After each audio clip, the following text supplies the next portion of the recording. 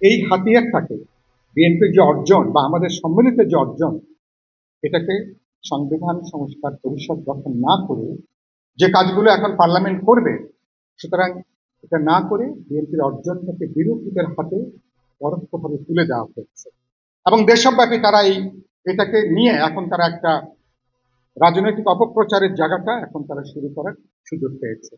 দুজন মন্ত্রী আছেন, একজন সরাসরি তো বিএনপি দলের গুরুত্বপূর্ণ নেতা এখানে আছেন। তো এগুলো পার্লামেন্টে এগুলো আলোচনা হওয়া দরকার। এটার গ্রাভিটি এখন বোঝা যাবে না। আমি সবাইকে বলছি, আগামী 6 মাস 1 বছর পরে দেখবেন এটা অনেক বড় এজেন্ডা আকারে এটা কিন্তু হাজির হবে। যদি পুনর্বিবেচনা করার সুযোগ থাকে, বিএনপি নীতি নির্ধারক থেকে পুনর্বিবেচনা করবেন, কথা বলবেন। কারণ যা কিছু করুক না কেন, আপনাদের মতামত ছাড়া পার্লামেন্টে কোনো কিছুই করা সম্ভব না। তো এরকম দুটো গ্যারান্টি ক্লজ থাকার পরে আমি মনে করি এটা বিবেচনা করতে পারেন। শেষ করব আমি যেটা বলে, বাজেটের ব্যাপারে একটা কমেন্টস করে কথাটা শেষ করব। গতকাল আমি একটা টেলিভিশনে ছিলাম, চ্যানেল 1। আমি দেখি না নিউজটা, জামাত ইসলামের নেতা নাকি বাজেট নিয়ে তারা নাকি বক্তব্য দিয়েছেন যে এই বাজেট যদি বাস্তবায়িত হয় তাহলে দেশ মাটির সাথে মিশে যাবে। আমি খুবই অবাক হয়েছি মানে এই মন্তব্য শুনে। হ্যাঁ, এই বাজেট আমার রাজনৈতিক জীবনে বা বাংলাদেশ যত বহুমুখী সংকটের সম্মুখীন এবং এরকম একটা অবস্থাতে মাত্র 3.5 মাস 4.5 মাস যে সরকারের বয়স, নানা সীমাবদ্ধতা এবং মানুষের হিমালয় সমান প্রত্যাশা, এরকম একটা অবস্থাতে আমি মনে করি আমাদের সীমিত সামর্থ্যের মধ্যে জনপ্রত্যাশা পূরণের একটা চেষ্টা বিদ্যমান বাজেটে সেটা আছে। বাজেট কতটা কার্যকর করা যাবে, আমি আমার রিসোর্স কতটা মোবিলাইজ করতে পারবো, রাজস্ব কতটা সংগ্রহ করতে পারবো, মূল্যস্ফীতি নিয়ন্ত্রণে রাখতে পারবো কিনা, আমি ঋণের বোঝাটা শেষ পর্যন্ত মানুষের কাঁধে চাপবে কিনা, এগুলো নিয়ে আলোচনা আছে, সমালোচনা আছে, নিশ্চয়ই আমরা কথা বলতে পারবো। কিন্তু বাজেট বাস্তবায়িত হলে বাংলাদেশ মাটির সাথে মিশে যাবে, এটা খুবই দায়িত্বহীন একটা বক্তব্য। তার মানে হচ্ছে মানুষ তাদেরকে এখনো বিরোধী দল হিসেবে মনে করছেন, ফলে যৌক্তিক কারণেও সরকারের সমালোচনা করছেন, অযৌক্তিক কারণেও তারা সরকারের সমালোচনা করছেন, কথায় কথায়।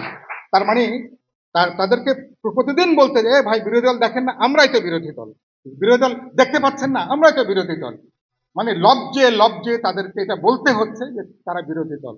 ফলে যৌক্তিক কারণে বলি, অযৌক্তিক কারণে বলি, পার্লামেন্টের ভেতরে পার্লামেন্টের বাইরে এরকম একটা জায়গায় তারা যাচ্ছেন। তো আমি মনে করি এরকম দায়িত্বহীন অভ্যুত্থানের পরে, এবার নির্বাচনের পরে এরকম দায়িত্বহীন সমালোচনা না করে এই বাজেট নিয়ে নিশ্চয়ই আমাদের আলোচনা আছে। আমি মনে করি 3 মাস পরে বাজেট পর্যালোচনা হওয়া দরকার। 6 মাস এখানে মাহবুবুল্লাহ ভাই অর্থনীতি, তিনি ছাত্র শিক্ষক ছিলেন, বহু বছর অধ্যাপনা করেছেন। 6 মাস পর পর আমি মনে করি বাজেট যদি পর্যালোচনা হয়, বাজেট বাস্তবায়নের যে চ্যালেঞ্জগুলো আছে মানুষ যদি জানতে পারে, আমি মনে করি সরকার যদি পলিটিক্যাল কমিটমেন্ট থাকে, সদিচ্ছা থাকে, এই বাজেটে নানা সীমাবদ্ধতার পরও এই বাজেটের অনেকখানি বাজেটকে কার্যকরী করা, এটাকে বাস্তবায়ন করা সম্ভব। এবং শেষ বাক্যটা হচ্ছে, বাংলাদেশে এই মুহূর্তে বিএনপি বা তারেক রহমানের সামনে একটা প্রগতিশীল, গণতান্ত্রিক, দেশপ্রেমিক, একটা বহুত্ববাদী একটা দেশ এবং একটা জনগোষ্ঠীকে নেতৃত্ব দেবার একটা ঐতিহাসিক সুযোগ তৈরি হয়েছে। এই সুযোগটা বাংলাদেশে এই মুহূর্তে ব্যক্তি হিসাবে দ্বিতীয় কোনো মানুষের নাই, দল হিসাবে দ্বিতীয় কোনো দলের নাই। এই সুযোগটাকে কোনোভাবে যাতে হাতছাড়া না করি আমরা, এবং যদি হাতছাড়া করি বাংলাদেশ একটা অভূতপূর্ব আবার একটা বিপর্যয়ের মধ্যে পড়বে। পুরনো বিপর্যয় নিশ্চয়ই আমরা কেউ ফিরতে চাইবো না। আমি চাইবো দূরদর্শিতার সাথে, সাহসের সাথে। কালকে অনেকে বলেছেন এটা তো বিরাট বাজেট, আমি বলেছি রাজনৈতিক দলের কাজ হচ্ছে ঝুঁকি নেওয়া। যেই দল ঝুঁকে নিতে পারে না, যেই সরকার ঝুঁকে নিতে পারে না, সেটা কোনো রাজনৈতিক কোনো সরকার নেই। ঝুঁকে মানে পাগলামির অর্থে না, আমি আমার মানুষের অসম্ভব ক্ষমতা সেটাকে আমরা বাড়িয়ে তুলব।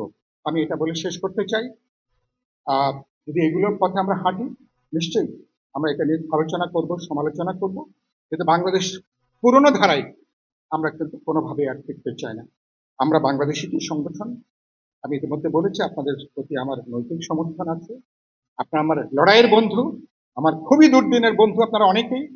তো আপনাদের সাথে আপনাদের যাত্রা ভালো হবে, শুভ হবে, এবং আগামী বাংলাদেশে নিশ্চয়ই আমরা কোনো কোনো ইস্যুতে হয়তো আমরা একসাথে আমরা কাজ করতে পারবো। শুভেচ্ছা দিয়ে ভালোবাসা দিয়ে আমার কথা শেষ করতে সবাইকে ধন্যবাদ।